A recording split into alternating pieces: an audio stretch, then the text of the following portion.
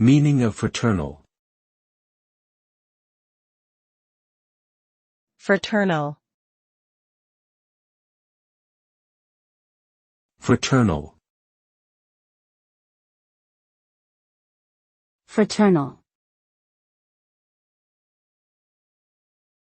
Fraternal.